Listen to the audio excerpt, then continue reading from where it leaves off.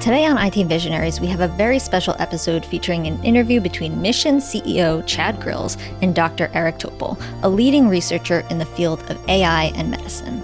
This interview was originally broadcast as an episode of Mission Daily and includes a number of insights about how artificial intelligence is changing the field of medicine. Enjoy. This podcast is sponsored by the Lightning Platform by Salesforce. Salesforce just introduced the Lightning Platform Mobile, the low-code mobile app development platform that empowers anyone to easily build, publish, and manage AI-powered mobile apps for employees and for customers. Find out more at salesforce.com/buildmobileapps. Hey everyone, good morning. Welcome back to Mission Daily. Today's guest is an expert in medicine, machine learning, and so much more, Dr. Eric Topol. Thank you for joining us. Chad, great to be with you. So the first thing that jumped out at me from your new book, Deep Medicine, was your story about a knee replacement. And the reason why I connected with this story was, so I'm a veteran. I was in the military for 6 years. And when I was transitioning out and when I would get back from deployments, I would go through this same dance with the doctors who evaluate each soldier after a deployment and when they're out processing. And this same dance was, would you like pills? And every single time I'd say, no, I don't have a history of depression. I'm good to go. I'm healthy. I'm happy. I'm excited. I'm ready to leave the military. And their response would be, would you like pills? And I would say, I don't think you heard me. So Dr. Topol, you have this story in the book about when you got a knee replacement, and I'll let you tell it, but I would love for listeners to hear your experience because you're a doctor. Yeah. So take it away. Well, thanks, Chad. I didn't realize we had some common ground. I think so. I guess it's pretty big issue about the overuse of opiates that you're referring to. But in my situation, I opened the book because I'd had a horrific response to the knee replacement where I had this, profound inflammation, basically like attacking that artificial joint as if it was a foreign body. Mm. And so when I showed up a month later to the surgeon, the orthopedist, and I had like a purple knee, it looked like gangrene had set in, and I hadn't been able to sleep. I was in constant pain. And so he said to me, you need to see your internist to get antidepressants. And so that was the beginning of the book. But I had been prescribed opiates, and I could tell because I was in so much pain how it would be so easy to get addicted to them. So, the overuse of medications is an issue, but that's a robotic type response. And here what we want to do is get more human to understand what is the real problem and not to either use medicines, whether they be opiates, whether they be antidepressants. And that's what the book really gets into, is how we can use this new technology of AI to get the human side of medicine, which is the most important part, to get it restored. Yeah, and I think that when people think about machine learning and AI, it can feel a bit scary, but you introduce some basic goals in the book that take it away from the realm of Hollywood paranoia and bring it to the practical realm of AI is just going to give your doctor a chance to be empathetic and make better decisions. So how would you address the issue or present the issue to someone who says, I don't even have access to my data right now. I'm scared about the medical community getting more power of machine learning or AI? Yeah, well, I think the biggest part is for the individual to take much more charge.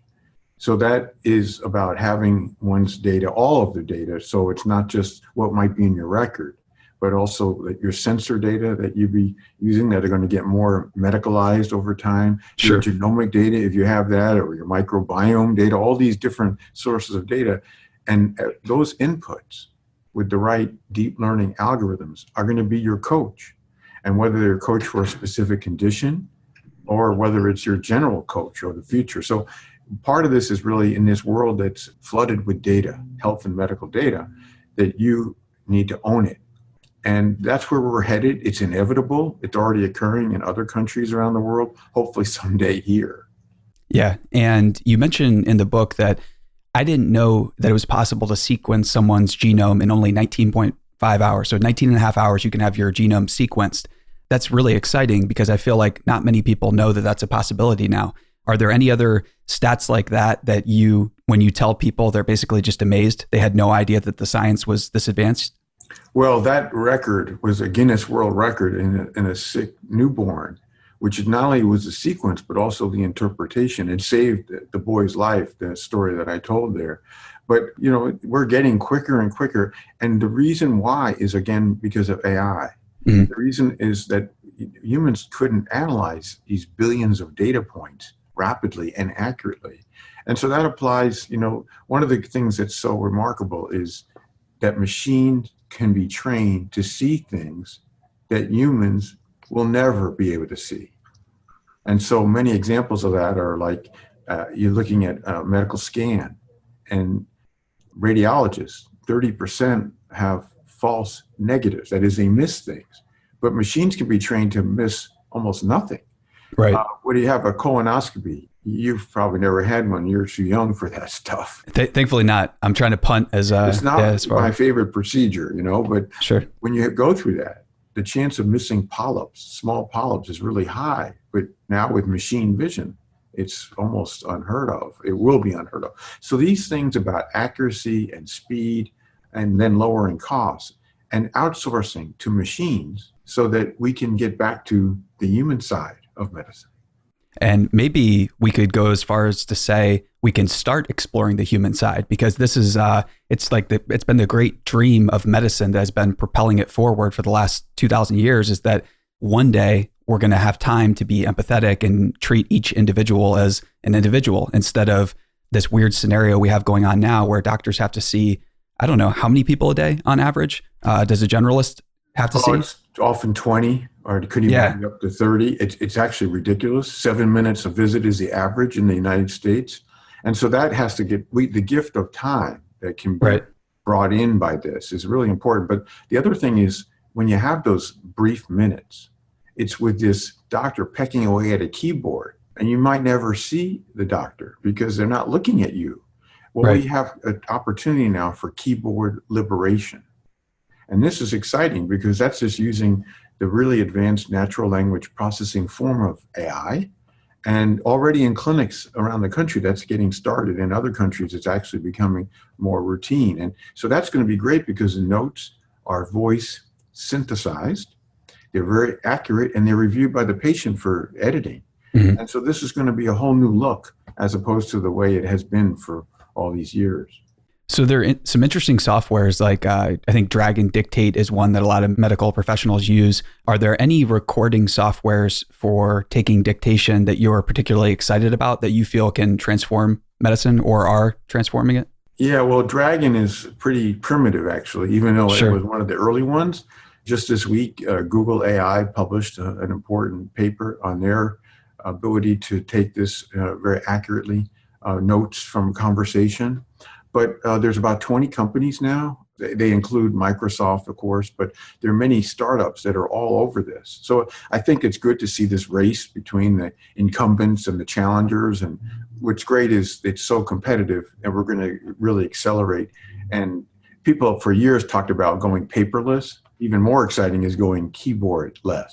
I completely agree. And the reason why we have to do that, I think it's important to circle back to, is that you say, this is a quote, shockingly, up to 1/3 of medical operations performed are unnecessary. So that's really hard for us to wrap our head around. We want to view doctors as these people who have studied so hard, they're experts. But Dr. Topol, how does this happen? Yeah, well, this is a part of that shallow medicine that exists today. And especially it's a United States problem because we overdo everything, procedures and operations and lab tests and scans, and we just can't get enough of this stuff. And it's partly because, this is the routine, this is the fear of medical malpractice, and of course it's compensated. It's a fee for service, basically, that system. So we have to get out of that mode, and part of that is that if you have algorithmic support. So, Chad, if you were having a problem and you got the coach that you shouldn't have this test, have this procedure, and the doctor's telling you should have it, it's getting an automatic second opinion, in fact, based on the whole corpus of medical literature and all your data. So this can really be a whole better way to have a checkpoint on whether something's necessary. It's part of that patient empowerment story. Sure. And so I don't know if this question is a bit controversial, so feel free to, you don't have to answer it. But as a business owner, I would really love to be able to see a track record of some of our customers' past experiences working with clients. And if I imagine myself as a doctor who owns his own practice or something like that, quite honestly, what I would want, because I'm so paranoid about, malpractice things and the craziness of that, I would really like to see an accurate picture of who are the people that are coming to me. And because honestly, there are some people out there that are ruining the medical tort system and the malpractice system for everybody. They're going around from doctor to doctor, suing this person, suing that person. Do you feel like doctors should have a right to see what type of lawsuit activity is in a patient's past at a glance? Do you feel like this is a real issue? Because in my mind, I know just how hard business is. And I can't imagine being a doctor or a professional that has to see 20 people a day on top of having to grow my business, get funding, get financing. So any perspective on that? It's a very interesting point you're bringing up. I think as far as patients, the ones that are litigious, like you're saying, are few and far between. Gotcha. But what we do know in medicine is what preempts more than anything, getting rid of this idea of a lawsuit is the relationship. A strong patient-doctor relationship, and I'm sure it's a case in business as well. Chance of there being any type of legal entanglements is almost nil. That's another reason why we need to emphasize the human side of medicine, because the chance of complications, they'll always occur, and a lot of them are not necessarily the fault of a doctor or a surgeon. They happen, and it's just part of the known aspects of what we do. Sure. But when it's done without possible sense of intent or malfeasance, that's, I think, part of this communication, this exquisite and precious bond that we've lost. We've largely lost a lot of this over the recent decades. So how did we go about losing this? Was this something that used to be taught inside medical schools? Was bedside manner something that was championed before and then we lost it? Or what's your view on how this happened? When I graduated med school 40 years ago, it was the norm. I mean, we had a lot of time with patients, and the bond was kind of central. And what's happened, and as I trace it through in deep medicine, what happened in the 4 decades since is that big business came in. I mean, big business. So, what used to be a night in the hospital was $95. Now it's $5,000. Of course, that's not adjusted for inflation, but you get the picture. Definitely. And all these things like relative value units and health maintenance organizations and all these electronic health record companies. And so basically it's become a field day for enterprise at the expense of patients. So for example, when the electronic health records were introduced in the 90s by companies like Epic and Cerner and many others, they were for billing. They couldn't give a hoot about the patients or the doctors. So everything caved for the business aspects of medicine, and it lost the patient part of it. And so with that, the squeeze for doctors to see more patients each day and each hour, more productivity. And so now we have the peak burnout and depression among doctors and nurses and clinicians. And by the way, when there's burnout, there's a doubling of errors. And it's a vicious cycle, because then there's more errors. And then when there's an error, a doctor gets even more burned out. So knowing that. So we're in a pretty desperate state of shallow medicine, and we need to move into this different whole opportunity of going deep with people. Would you say that doctors are open to the idea of being coached by other or mentored by other older doctors? And I would say, are they open to paying for this service? Because if there is depression in the community, I don't see a lot of doctors going to psychologists, but maybe I'm wrong. I'm just speculating here. It's funny you mentioned that. I would actually think we should go the opposite way, where the older doctors are coached by the younger doctors. Okay. Yeah. A lot of the older doctors now, like myself, are disenchanted. They've jaded by what's happened. But the younger doctors are coming in, they're more optimistic, they're digitally savvy.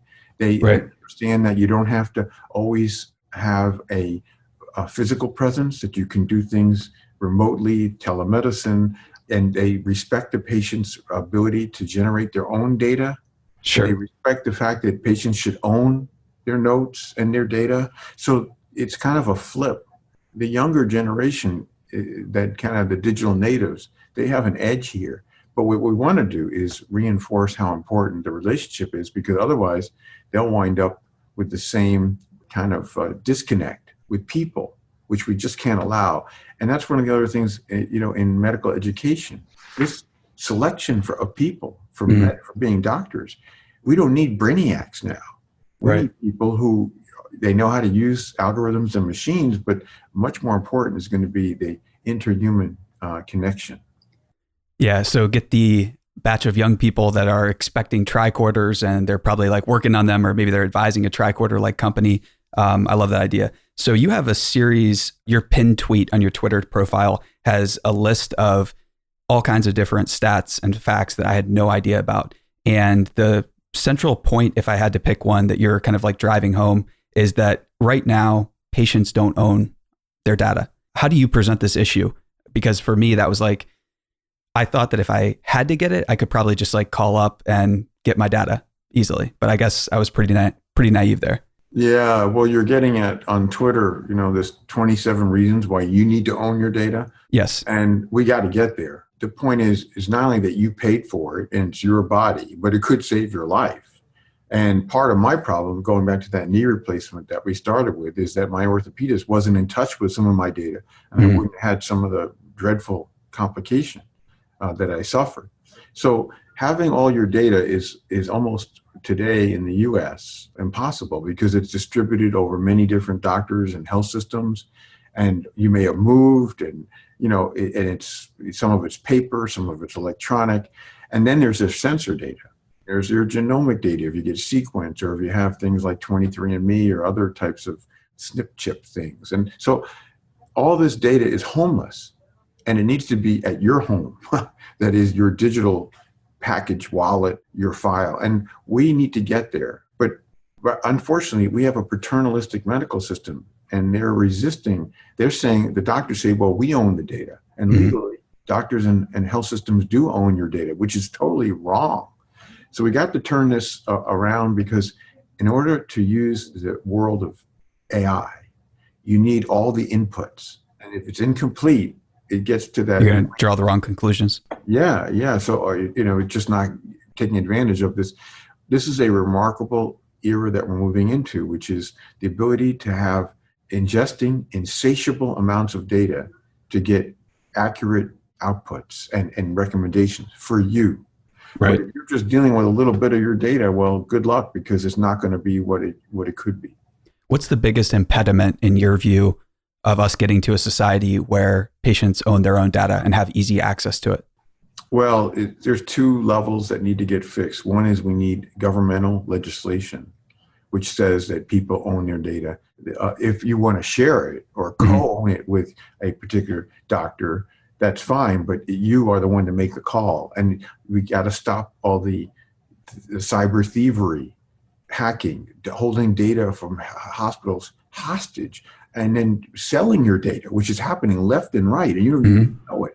So there has to be legislation against all those things, that you can't have your data sold without if you want to sell it and you want to make a profit from your data, sure. okay, fine. If you want to donate it for medical research, that's your right.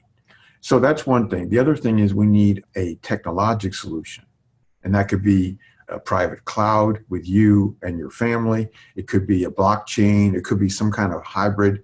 In Estonia, which is one country that's way advanced on this, everyone owns their data. It's in a blockchain platform, but it has to be easily accessible, searchable, usable by you, user-friendly, and then just automatically, seamlessly, anytime you have a medical encounter or your sensors bringing in data, it goes right into the right place, into your file.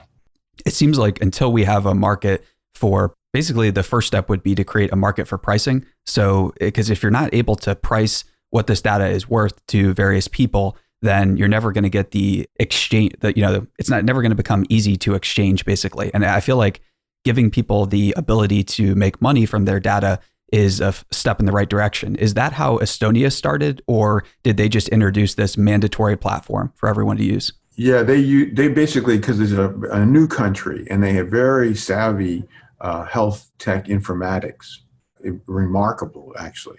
They just said, you know what, this is the right thing in the digital world. where data is eminently portable, that this is the way it should be. It should be every citizen's right, just as it should be ideally every citizen's right to have health care, which we are fighting in this country, unfortunately. Sure. Still. But that also the right of owning your data. It is yours. And we have to, the Estonian model wasn't related to people getting paid for their data, but now they can if they want. So I think that's something, this new thing where many companies are paying for your data or giving you Bitcoins or something or other, that's a sign of respect, finally, that the person's data is worth something. And really something interesting, Chad, that I thought most people don't know. Your medical data, when it's hacked and sold on the dark web, is 5 times more valuable than your financial data, your personal data. And the reason for that is because it's sold for medical identity theft, to get opiate prescriptions, going back to that problem, and for false claims. And so it's valuable data, valuable to you and valuable to the cyber thieves. Yeah, I feel like that's basically the only political conversation I'm interested in having anymore. And I think that's a cause do you see this cause being potentially something that could unite Americans again? I hope so. If we all stand up, both in the medical community and in the public, for what should be the rights of individuals. Part of that is the ownership of data. Part of that is the right to have health care like in every other developed country. We're going to make some real progress. It's going to take some activism. In fact, this whole AI era could go the wrong way. Doctors and nurses and clinicians could get squeezed more. We want more productivity, more efficiency. Well, if we don't flip that and use that gift of time to give back to the patients and doctors, then we've lost an amazing opportunity. And I think the important thing to remember, it's easy to have this epistemological cartoon about what it's like for a doctor's life when you think, oh, they're rich, they're wealthy, they're taken care of. But the reality is these people are making enormous sacrifices. They're going to school for 8 years, 12 years. They're asked to take huge student loans out. And that's a huge ask to make of them. And then say, welcome to the promised land of having to see 20 patients a day for your whole life. That seems pretty inhumane to the doctors. What do you think about it? Well, I think that's why we see this remarkable burnout, 50% or more, because it isn't why people dedicated their lives and went through 7 years at least of training after medical school. And then, as you say, pushing $200,000 a loan on average. So people didn't want to go into medicine to wind up typing in a keyboard and being a data clerk and then not feeling they can really care for their patients, which is what it's become. So we have to get out of this. I haven't heard of another strategy that's going to get this fixed. If you hear of one, Chad, let me know. But I think we have one now that's just waiting to be seized upon. Right. Do this right. The exciting thing that I see anyways is, so Silicon Valley is famous for pioneering the coding bootcamp, basically, or the accelerated training for a job in a high growth startup or technology company. And we're seeing some exciting things happen in the way that those training programs are funded. Are you familiar with ISAs, Incomeshare agreements? Oh, yeah, sure. So I think that when Incomeshare agreements become available for medicine, that we'll be able to have new types of training academies, or maybe at the very least accelerated academies where where doctors don't have to spend quite so long in school. Do you think this is a possibility, or do you see there always being a need for 8 years of medical school or whatever the baseline is? It's 4, and then there's at least 3 years of residency, and then there's often fellowships of 2, 3, 4 years after that. So could we shrink that to 4 or 5? Yeah, I think we could reduce it. There are ways to get that down. I think, especially in a time when the information, the data is going to be, you have a partner, you have an accomplice, right? If you will. So yeah, I think we're looking at that possibility more and more over time. But probably we're only, it's like maybe take a year, possibly 2 over that over that long training period. And when you're talking with people, whether you're working with groups or you're presenting and speaking, are there any other stats or go-to stories you have where you basically like use these to sound the alarm? Like I don't like fear mongering, but I want to hear fear mongering from you, because I think your research is like you're sounding the alarm about some really important topics. So are there any other go-to stories you have to kind of like get people's attention and say, this is a major challenge?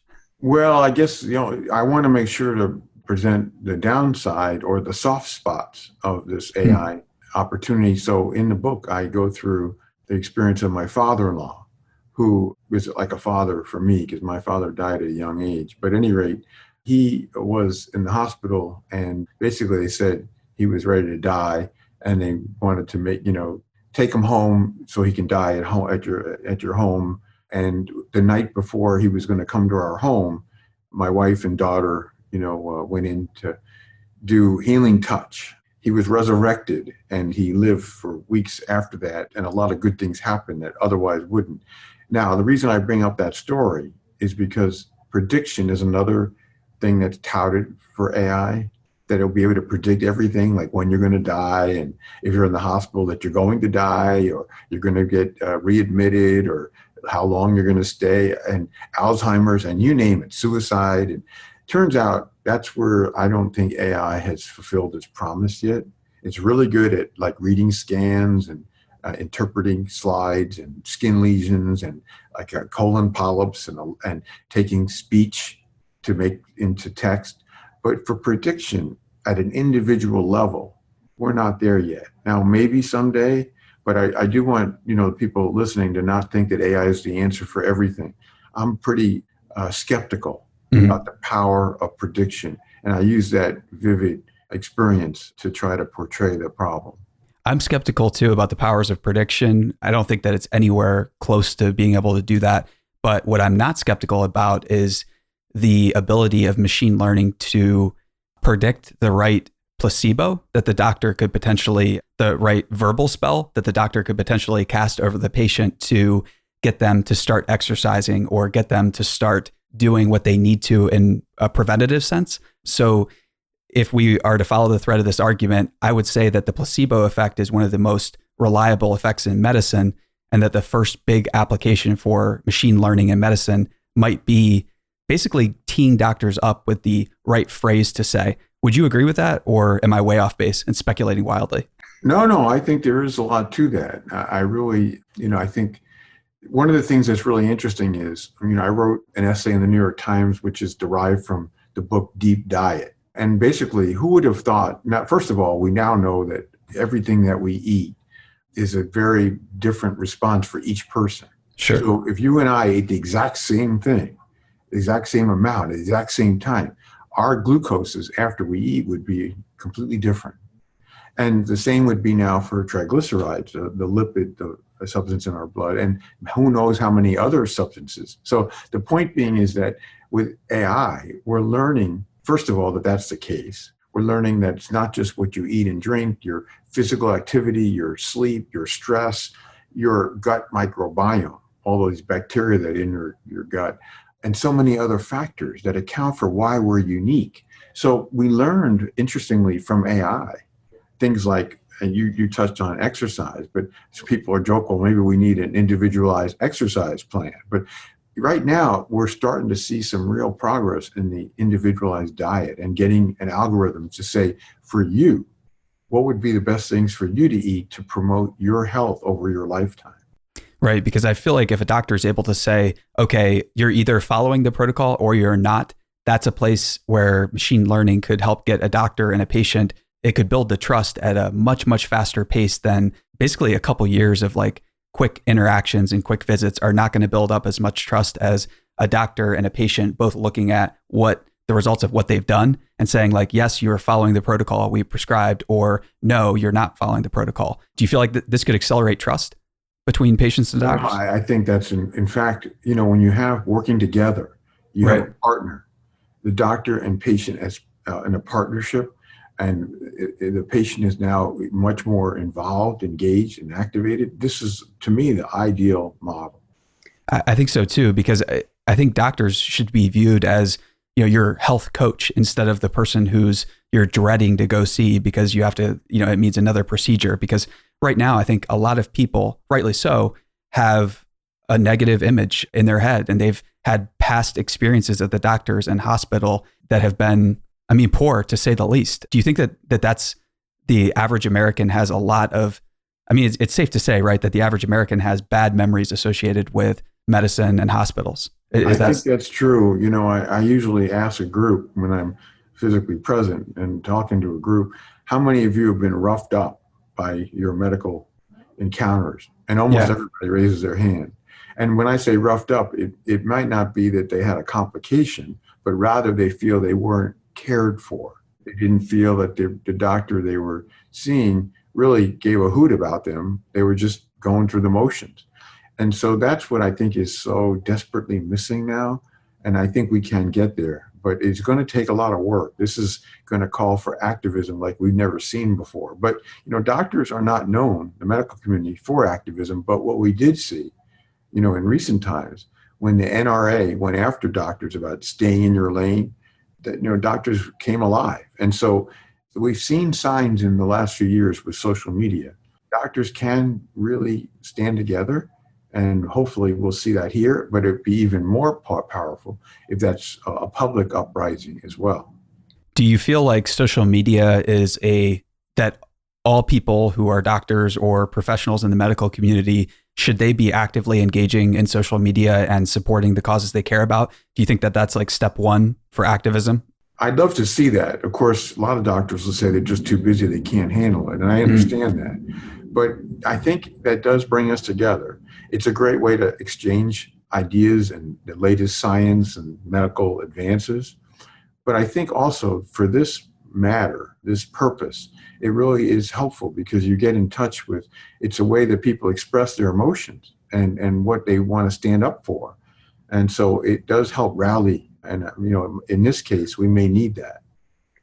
So, Dr. Topol, thanks for being generous with your time here. As we get to the tail end of the interview, we'd like to do a bit of a lightning round just to see what type of informational inputs you're consuming out there. So if you're ready, let's jump into it. Sure. What is the best fiction book that you've read? It could be last couple of years. It could be throughout your whole life. Oh, gosh. I don't read too much fiction, but Gary Steingart's book, I'm trying to remember the name of it, was phenomenal. That was one I read last year. I think it was the only fiction book I read last year. But yeah, I really recommend him. He's a phenomenal author. And in your book, Deep Medicine, I noticed some quotes by Aldous Huxley, and you also had Soren Kierkegaard. I don't know if I'm butchering his name in there. What and who are your intellectual heroes, if you have any? Oh, I've got plenty. In the AI space, people like Geoffrey Hinton and so many others that have been the pioneers. In fact, they won today the Turing Prize, which is the number one most esteemed prize in computer science for deep learning. Yeah, for intellectually, gosh, I could go on this. What about three intellectual heroes and why? Well, the fellow who wrote the foreword for the book, Abraham Verghese, he's a hero of mine because he's the ultimate medical humanist. Okay. He stands up for the human side of medicine. I think that's missed so much.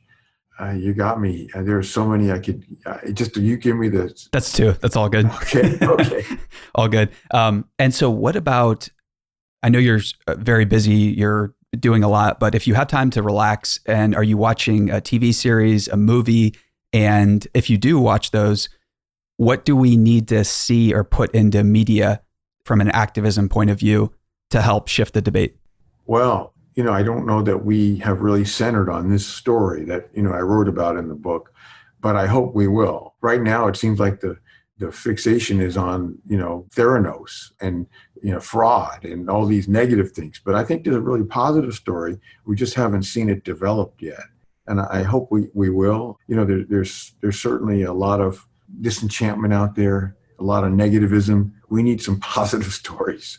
I agree. So are you watching Netflix or any series or movies, or are you just too busy? Well, I haven't tuned into too much in Netflix. I did watch a series, I'm trying to remember the name of it now, with Julia Roberts, a medical... Oh, Homecoming? Yeah, Homecoming. Yeah. So I thought that was pretty good. I watched all those episodes, and I also watched that one with a woman comedian. What's her name now? Mrs. It was excellent, hilarious, actually. I wish I could remember the name, but yeah. So I tune into Netflix, when I'm looking for just pure entertainment. And this is a random question I'm asking for my personal benefit here, but what's your take on ER? And is that type of media or dramatization of medicine helpful, or does it just cause more problems for doctors? Yeah, I think it gives an unrealistic view. Things like ER and Doogie Howser and all these Sure. medical TV shows, they're just not what it's like Right. in medicine. So I think it's a problem. I think we haven't seen what I would call, a true, genuine portrayal of what it's like. There used to be, these idealistic shows back, 40 years ago, like Marcus Welby and Dr. Kildare. They were actually too rosy, but they did emphasize the human side of medicine and the difficulties that doctors are truly encountering. But, today it's much more just for how can we get the most jazzed up entertainment and Right. catch our viewers rather than, what practice of medicine is really like. And final thought here, if there was one call to action or ask or challenge that you would present to our audience, what would that be? Well, I'd sure be interested to have the people who read Deep Medicine to send me their thoughts, post their comments and reviews, because if we get this movement going, then we have a chance to take advantage of this probably unparalleled opportunity. But it's a work in progress. In all the years that I've been in medicine, I'm the most excited ever about this. But I'll be interested because you've got a great audience and Thank you. a lot of great youthful energy. I'll be really interested to see what they have to say. Well, thank you so much, Dr. Topol. This has been a pleasure. And for everyone listening, we'll see you next time. Thank you again to our friends at Salesforce. IT Visionaries is brought to you by the Lightning Platform by Salesforce. Salesforce just introduced the Lightning Platform Mobile, the low-code mobile app development platform that empowers anyone to easily build, publish, and manage AI-powered mobile apps for employees and for customers. Find out more at salesforce.com/buildmobileapps.